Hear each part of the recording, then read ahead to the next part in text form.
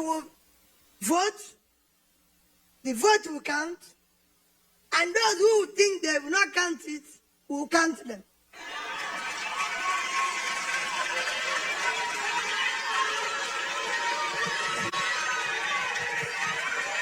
So, we will make it work.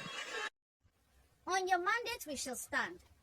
Democracy Day is not APC Day. So when President Tinubu's June 12th speech started with, "On your mandate we shall stand," a song associated with his campaign, it sends the wrong message. Good part. We must acknowledge the president gave credit by honoring the heroes of June 12th, from MK Abiola to Kudurat and others who paid the ultimate price for our democracy. He even reminded us that he himself was in prison for standing up against military rule. That takes courage. He also mentioned the torture and abuse of human rights defenders under past regime, which is important because it reminds us that we must never return to it. In his speech, he said, "I was the only progressive governor standing in 2003. We get it. You were resilient. But what message does that send to all these governors defecting now? That they are not strong enough to stand unless they are under your shadow? If you stood alone before, why can't they? Is political survival now more important than political conviction? Because democracy is not built on self-landing. It is built on strong principles." At a point in his speech, President Tinubu declared boldly, "We must never allow Nigeria to become a one-party state." Now, that's a powerful line. That's the kind of statement you expect on a democracy day, because democracy is not uniformity. But here's the thing. If we agree that one-party dominance is dangerous, then we must also protect the opposition space. Shortly after he added, "I will not help the opposition put their house in order." I love the disarray. Mr. President, with all due respect, that's not democratic spirit. You cannot preach democracy and then praise defection that leave no credible opposition behind. So I applaud that line, but I also challenge the president to match it with action. Stop celebrating political monopolies. On a day we should honor political diversity, the president welcomed defectors like it was an APC convention. That is not statesmanship. The president further said that fate is written from above. For me, that was symbolic. It means power is divinely guided. And also, it means accountability. And this is for all those who have said in the past that heaven will not fall. On the economy, the president said the naira has stabilized. True. It's not 1,900 to $1, but it is closer to 1,400. But the question is that where we want it to be? He said goods are stabilizing and borrowing is improving. But to who? He promised job creation. All these are in motion. In a country with over 33% unemployment, big promises are not enough. On infrastructure and digitalization, the president said broad cables for nationwide internet access, and that's commendable.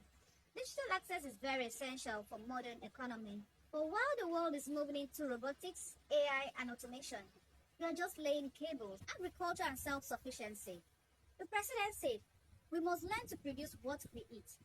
That is a timeless truth. But what about implementation?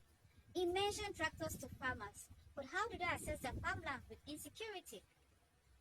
On fiscal policy, he included eliminating of multiple taxes. For me, a government reducing taxes rather than introducing new ones is actually listening and not ruling by force. Perhaps one of my strongest lines in the speech was freedom and civil liberty. The president said, "We do not seek silence. Democracy requires a fair degree of tolerance." That is a presidential commitment to free speech, and no one will hold him to it. He says civil liberty must be allowed, and that's especially in the era where critics are often arrested and journalists feel targeted. So, yes, we hear him, and we'll be watching.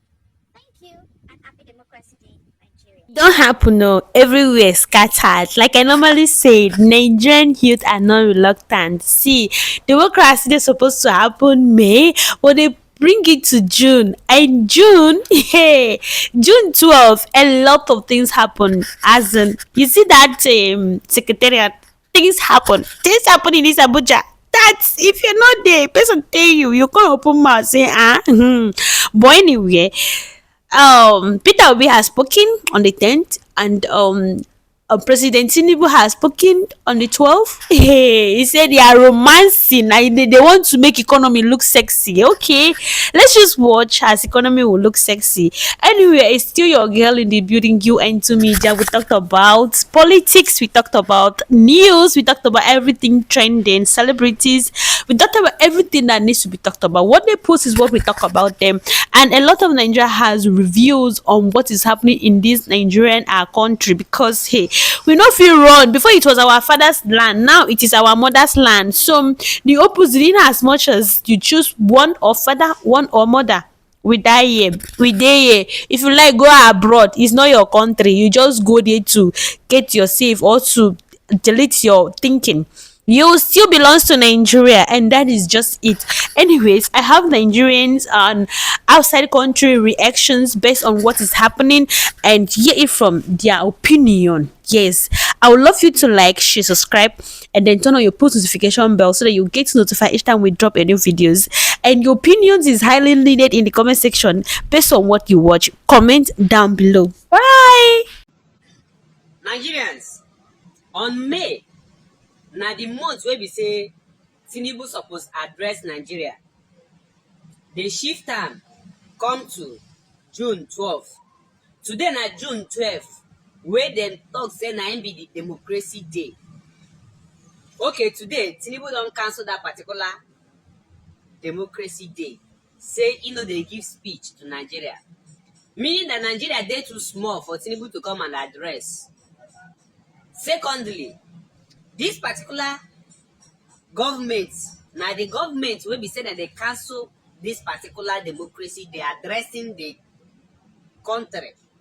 Na this particular APC government, na dem be the first wey dey cancel this particular thing. Tell me wetin Tinubu go come out to tell Nigeria as it stands for now. Wetin be that wey Tinubu wan tell us? Do we have freedom of speech in this country as a country where they practice democracy? Do we have freedom of movement? When we decide to protest, do we have that particular thing? As of free and fair election, are we practicing free and fair election in this country? Government of the people, by the people, and for the people. Are we really practicing this particular thing in this country?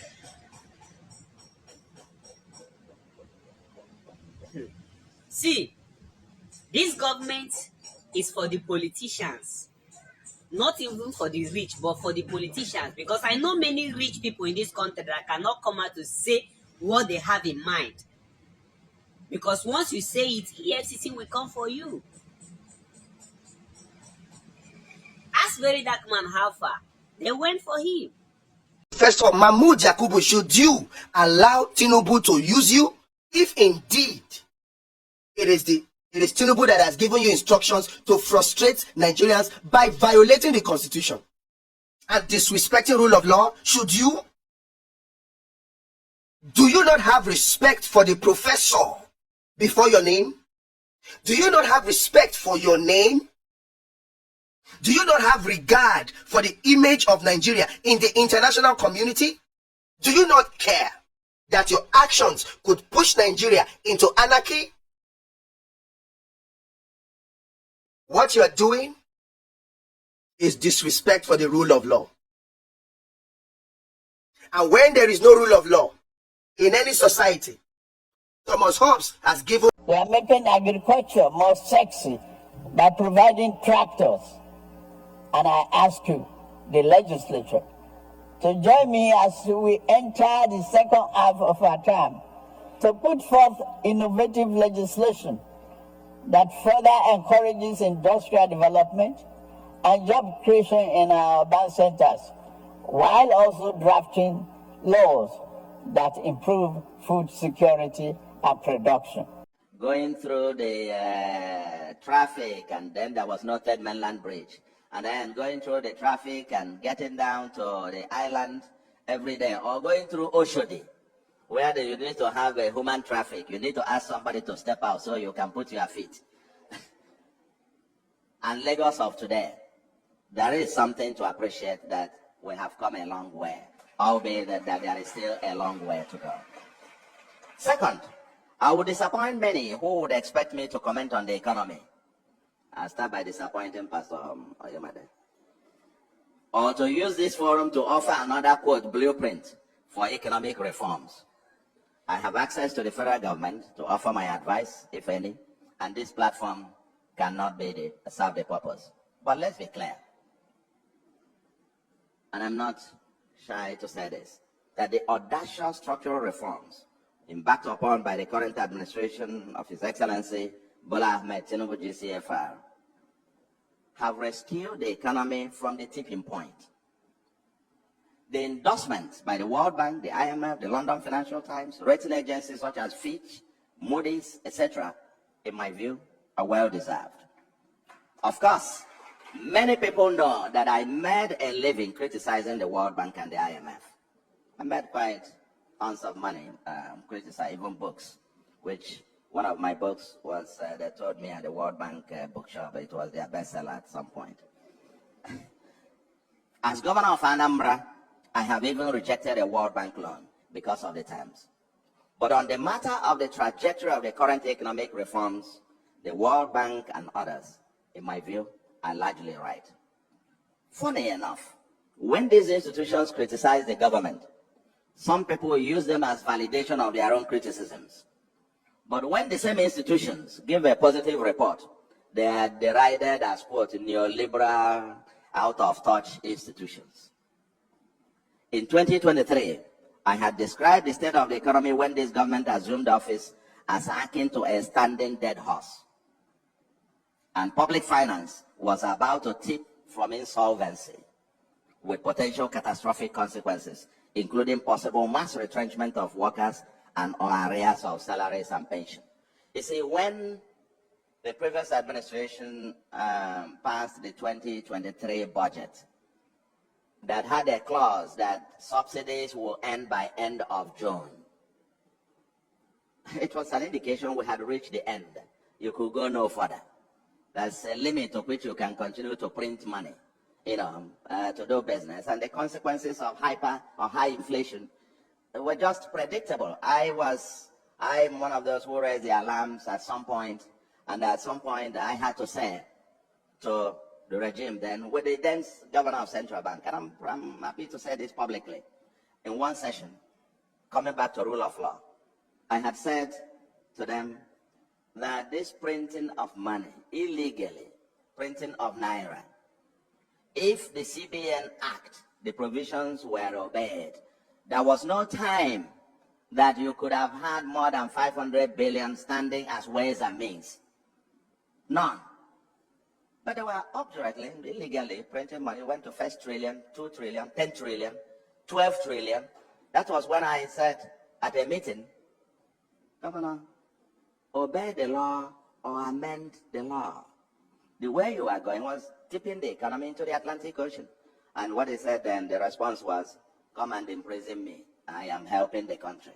I knew that that particular act of printing money, and they printed up to 20-something trillion and poured into the system, and you expect the exchange rate to remain the same, inflation to remain the same, and so on and so forth. That's a joke. Elementary economics tells us that that was the recipe for disaster. And we met it. So when I make the point that we had, if you didn't do the kind of, subsidy removal and all of those things that had to, or dealing with the exchange rate, nobody was going to invest with the multiple exchange rate regime and the arrears that were not paying people and so on and so forth. We had reached where the economy was just standing still, couldn't move any further. And you needed a fundamental rejigging for it to begin to breathe again. And thank God, at least we're here, but still a long way to go. So public finance is back on a solvency path, and macro fundamentals are recovering positively. Yes, there are still a lot more to do, but I urge the president and his team to stay the course. Many analysts have interesting opinions, unquote, but I urge them to go deeper, conduct rigorous counterfactual analysis, and provide credible alternatives. As a friend said recently, the task is always easy, especially if you are not the one doing it. It's always easy. They should just fix power. They should just build roads. They should just... That's what somebody said to me recently. Say, no, don't do anything else. Just give us electricity. I said, as if I'm just going to go and switch on a tap.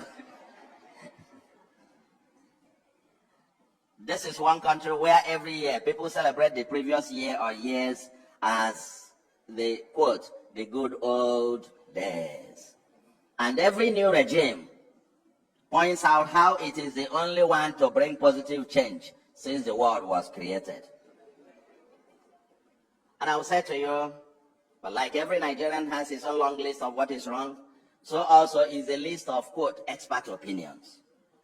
For many, the list of what we must do would include A, maybe restructuring the federation and a new constitution. These are the kind of things you hear, all manner of debates going on every day.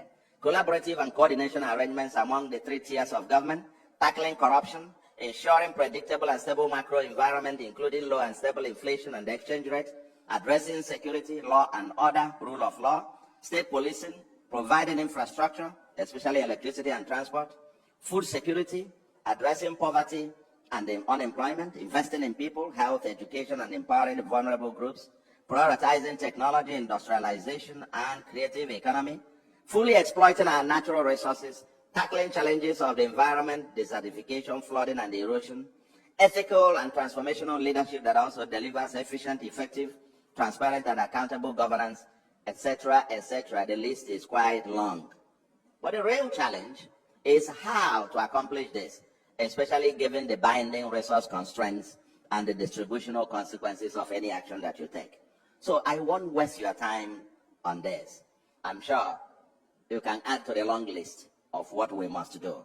Somebody the other day said, I'm hungry. And I said, in the part of the world where I come from, people find it shameful for somebody to come out and be saying, I'm hungry. And so when the hunger protest also happened, I know in the Southeast, we launched a different kind of movement, farm to feed. We say in our place, go and do something about it and not to complain about it. So these things, long list, everybody has his own. But let me return to the substance of our contribution. The nature, and that is the nature of the organization and citizenship required for sustainable nationhood and success in the second liberation struggle against underdevelopment. The first is that we must give our politics a soul